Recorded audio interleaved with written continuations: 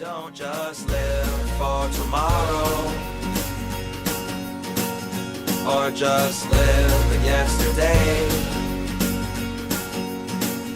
Just be glad for all you have that's in today. And though you've come through many obstacles. Hey everyone, Connie here, and welcome to my blind reaction to episode 14 of Spy Family. So last time we finally came back to the second half of the season, and we are introduced to our good boy, our doggo, who has a seeming psychic power of his own. He can see the future, so that's fun. Which makes it blatantly obvious that, yeah, he's going to become a member of the family. But we have some more notable things that also happened. Lloyd is away trying to deal with this terrorist group, this small-time terrorist group, but still a terrorist group, who are threatening to bomb shit with dogs and whatnot. So he's off dealing with that, while Yor is continuing what they were going to be doing anyway, and that is, searching for a dog. Because Anya got a star, and so they want to give her a gift as a congratulations, which is an amazing idea. And I feel like my hair is not cooperating. I feel like a lot more parents should do things this way. Like if your child gets like really good grades on their report card or whatnot, or if they do something really good, and that's how she got her Stella. She did like a good deed and all. I think that rewarding your child for something like that is good and is something that should be, encouraged. Because the thing is, that's actually one of the best ways to help your child to do better in school, or to, even in a way, focus on doing good things. Positive reinforcement, even through something like a gift, it doesn't even have to be something big, but that can influence and encourage the child to, keep that up. The kid sees like, oh, I got good grades, so I got to go to a trip to McDonald's or something. I don't know. You get the idea. Again, it doesn't have to be something huge like getting a dog, but it's like I got to go to McDonald's and get whatever I want because I got good grades. It's like, oh, then I need to get good grades again so I can do this again. See, it encourages the child to actually take it seriously and put forth the effort into studying. As much, depending on the age of the child, as much studying is needed, but you know what I mean. But you get the idea. Positive reinforcement works a lot better than like trying to say something like, if you don't study well, you're going to be living on the streets, and you're not going to be able to afford living a good life and stuff. Trying to use like that kind of shit as a way to motivate your child through fear, one, rarely works, and two, it's kind of disgusting. It's kind of gross to do that, especially to a child, but even to like a teenager. It's really gross to motivate through fear. And I'd even say for an adult too, just don't do that. It's not okay. And most of the time it doesn't work. Like sometimes does it? Sure, maybe. But most of the time it won't. Because it just makes people anxious. It doesn't motivate them. Positive reinforcement motivates people. It gets them excited to want to do what they need to do. That's how you do it. And again, it's not spoiling your child or anything. I know a lot of people are worried about that, like the child will become too spoiled and then they'll they'll expect stuff like that when they don't earn it or whatnot. But it's like with it as positive reinforcement, specifically only giving it to them when they've earned it, it's not really spoiling. Spoiling would be like giving your child random like presents for the hell of it, for no reason. I'm not talking like Christmas or anything, just like a random time during the year, just like coming home with like this big toy set or something, and just like, oh, here, I got you a present, just out of nowhere. That's spoiling. But like giving them a gift, again, it doesn't even have to be big, but giving them a gift for like getting good grades on a report card is a good thing. And again, I think it should be the norm, because it tells them that if they do well, it will come back to them. And there's nothing inherently wrong with that. It's not saying that if they don't do well, it won't come back to them. Don't punish them if they get bad grades. I hate that. I'm not saying that you have to do the opposite. Don't like punish them if they get bad grades, but just give them a little incentive to do a little better. Stuff like that. You know, if they get bad grades, just work with them. Find out why. Figure out how you can help them do better next time. Again, still positive reinforcement in a way. But I'm not going to ramble on about this forever.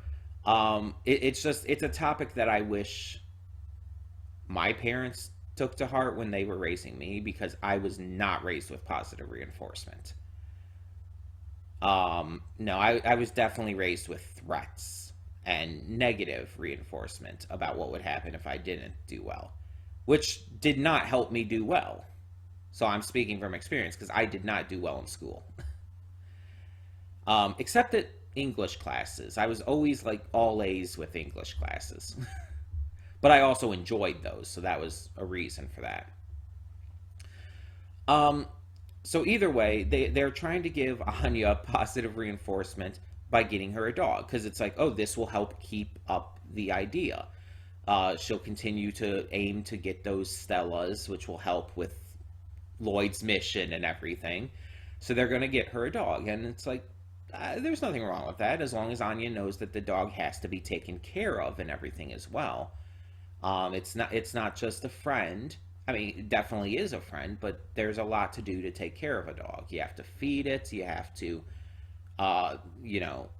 take it outside to do its business and shit.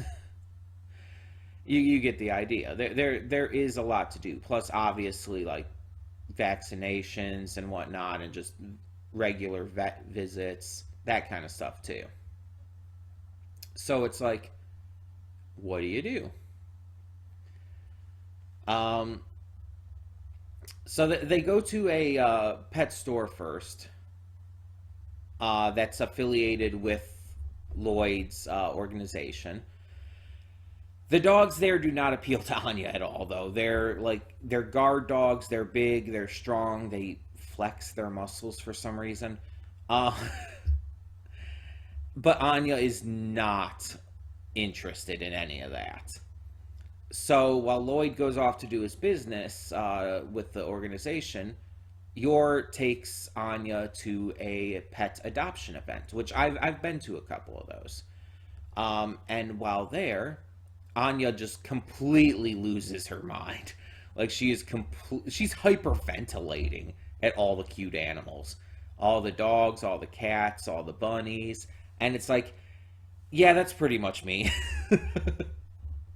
I love cute animals, so but yeah, so she's looking around at first, but then ends up seeing, the dog that's obviously going to be our family member. So she ends up following it into this abandoned building, but gets caught up with the terrorists inside, the same ones that Lloyd and the organization are trying to look into. Because of course Anya gets mixed up with something like that. It's not the first time this has happened, and most likely will not be the last. But the dog helps her escape, And they end up getting chased through the town, ending up, unfortunately, because the dog is not that smart. Even though he's smarter than normal dogs, but still not that smart. They end up just kind of running around in a circle and getting caught back up with where the criminals are. Luckily, at the end, Yor came and saved them, so all should be good. But obviously, this episode is going to directly continue from that. I don't know where else it might go, but we'll see. I'm definitely interested to find out where this continues to go. But yeah. Let's just get into this, hope for the best, and see what the continuing adventures of the Forger family have in store for us. So when the screen fades to black, pause this redirect and go to the description below. Follow the link to the reaction, and after you watch it, come back here to the redirect and resume play.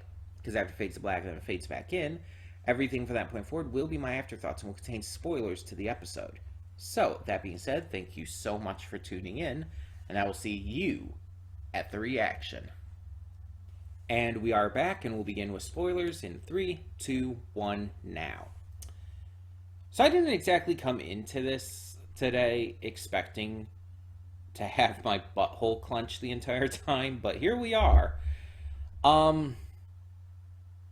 Jesus, this episode was tense. I'm not, like, joking at all that it's, like, my, like, toes were, like, gripping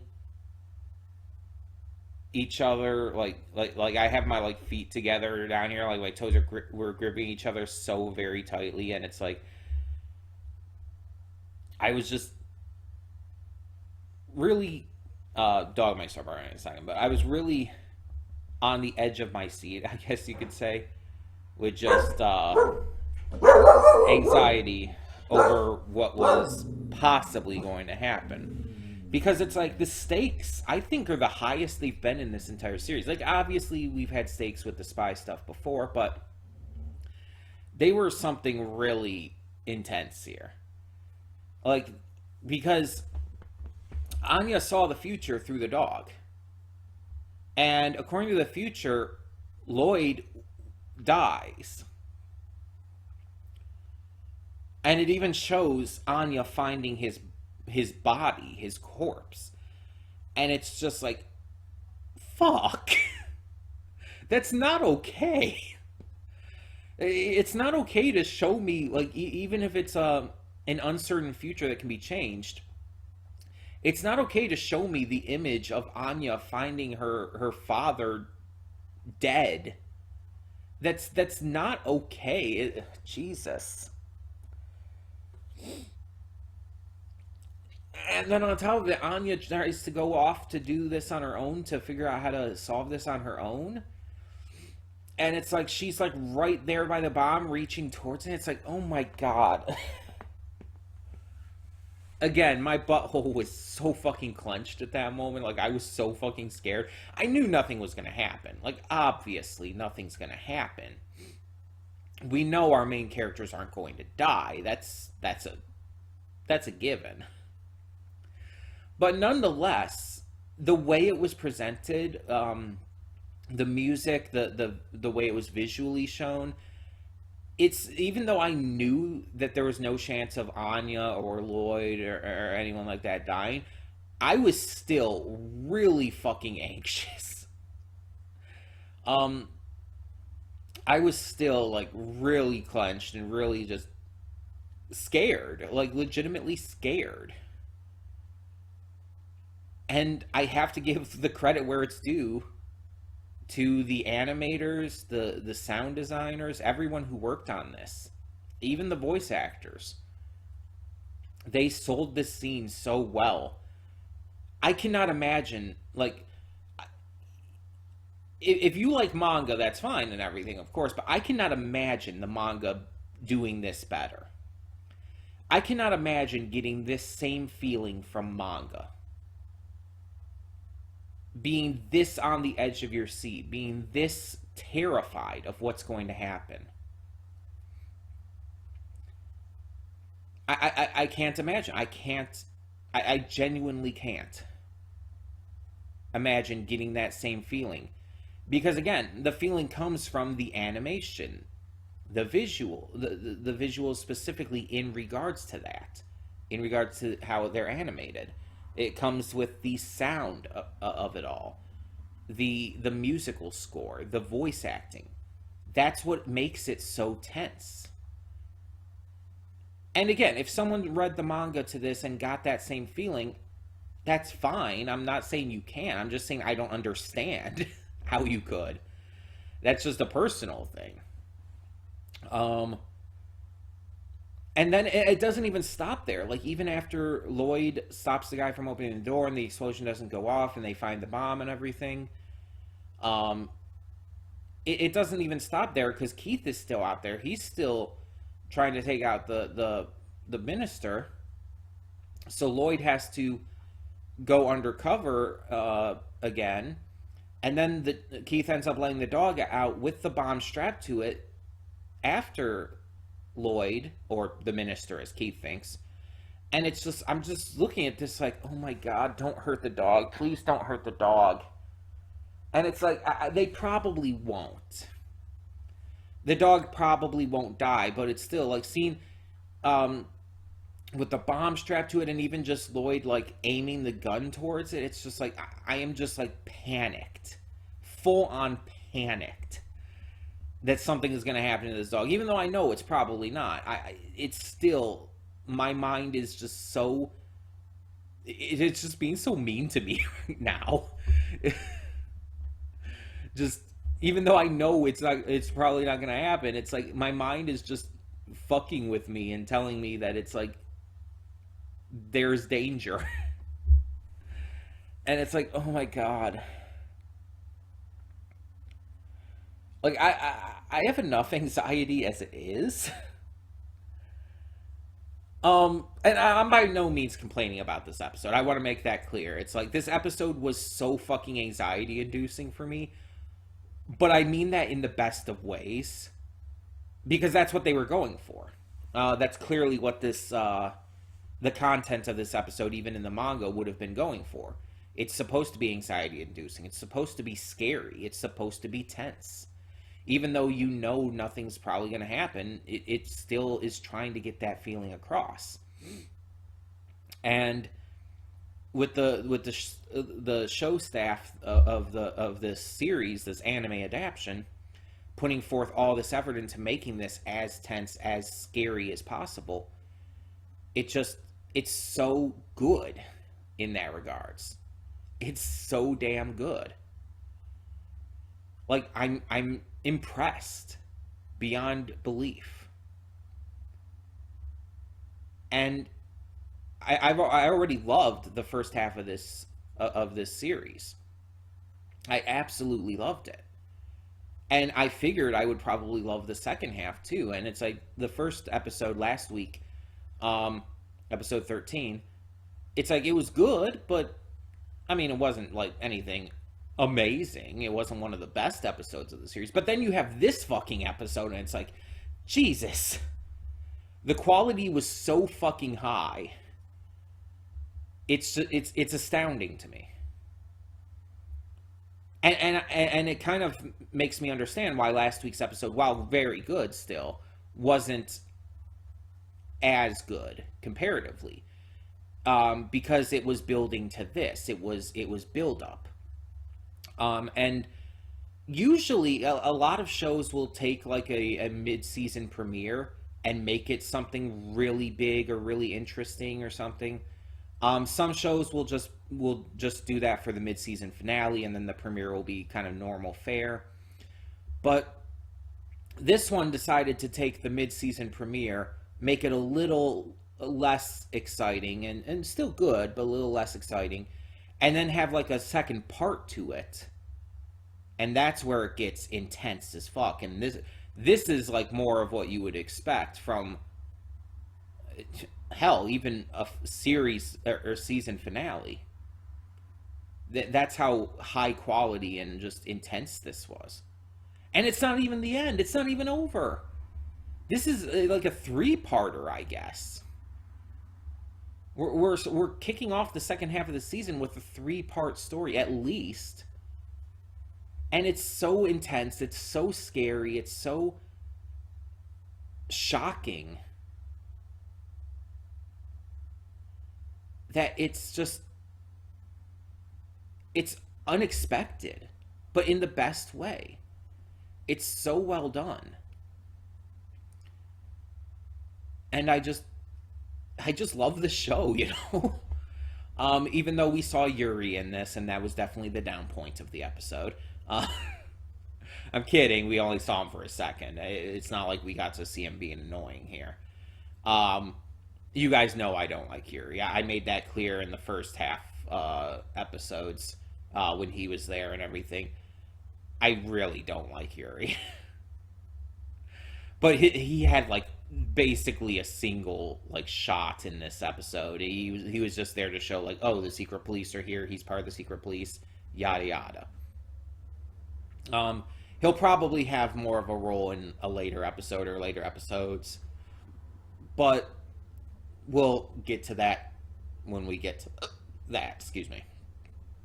But yeah, this was really fucking good. I don't know how else to put it. It was just that damn good. Even though it was so anxiety inducing, like my heart is going fast right now. Still, like this is like over 10 minutes later. Just thinking about it has my heart going fast. But despite that, it's like I loved it. I genuinely loved it. I thought it was fantastic. I thought it was extremely well done.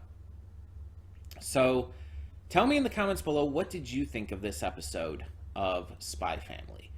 Let me know down below, and thank you so much for tuning in. For now, I'm Connie, and I'm signing off. See y'all next time.